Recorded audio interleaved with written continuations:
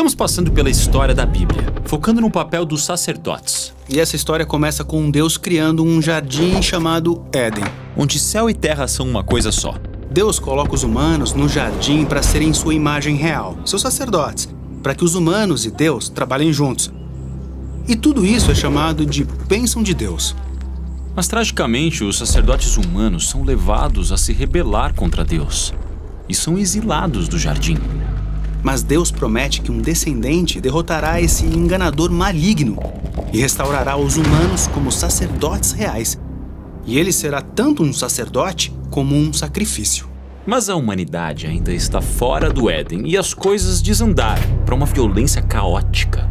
Então Deus escolhe um casal no meio dessa bagunça, Abraão e Sara, e os chama para irem até a terra de Canaã. E ele lhes promete uma grande família e todas as bênçãos do Éden. Mas as bênçãos não são só para eles. O objetivo é que a bênção de Deus flua da família deles para todas as nações. Então isso torna a família de Abraão um sacerdócio. Abraão é o sacerdote real que esperamos?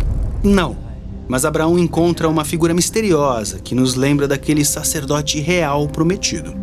E quem é? Abraão vence uma batalha arriscada. E na volta, ele passa pela cidade de Salém, onde esse rei o encontra. Vemos que esse rei também é um sacerdote que serve ao mesmo Deus de Abraão. Sim, Melquisedeque, esse homem é um mistério. Não sabemos por que ele adora ao Deus de Abraão. Nem sabemos de onde vem sua família. Exatamente. Mas veja o que acontece. Melquisedeque oferece um grande banquete a Abraão e seu exército.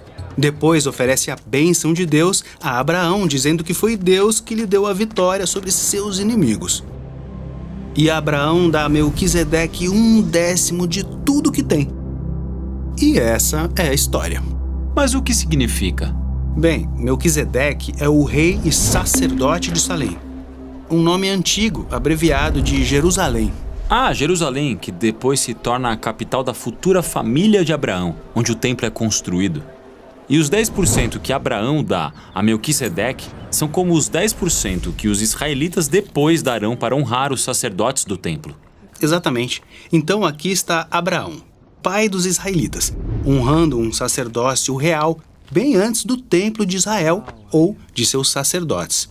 Ah, Melquisedeque. Sim, ele é muito importante e vamos voltar a ele quando chegarmos à história de Davi. Certo, agora voltando a Abraão. Descobrimos que ele e Sara não podem ter filhos e são muito velhos. Como poderão ter uma família? Bem, eles fazem o próprio plano. Sara obriga uma escrava egípcia a ter uma criança com Abraão. Mas quando acontece, Sara acaba desprezando e oprimindo sua escrava. Então, em vez de confiar que Deus lhes daria uma família, eles fazem do jeito deles. Certo. Por fim, Deus acaba lhes dando um filho, Isaque. Mas logo Deus pede a vida desse filho. Abraão é chamado a sacrificar Isaque em uma montanha. E sabemos que é um teste. Deus está pedindo que Abraão assuma suas falhas, pare seus esquemas e entregue o futuro de sua família a Deus. Abraão e Isaque sobem a montanha, constroem um altar. E bem quando Abraão vai sacrificar o seu filho, Deus o impede e lhe oferece um carneiro para substituir Isaque no sacrifício. E aqui o narrador para a história e começa a falar a você, leitor, dizendo: é por isso que hoje se diz, no monte de Yahweh se proverá. O monte de Yahweh, isso é Jerusalém. Isso mesmo. Repare que nas duas histórias que vimos, Abraão está perto do lugar elevado que mais tarde será chamado de Jerusalém. Na primeira história, Abraão encontra um sacerdote real. E na segunda história, Deus provê um sacrifício substituto para cobrir os pecados da família de Abraão. Sim, e as duas histórias apontam para a necessidade de um sacerdote real futuro que também se tornará sacrifício pelos pecados de Abraão e sua família. A partir daqui, a família de Abraão se torna um povo, mas eles acabam como escravos no Egito.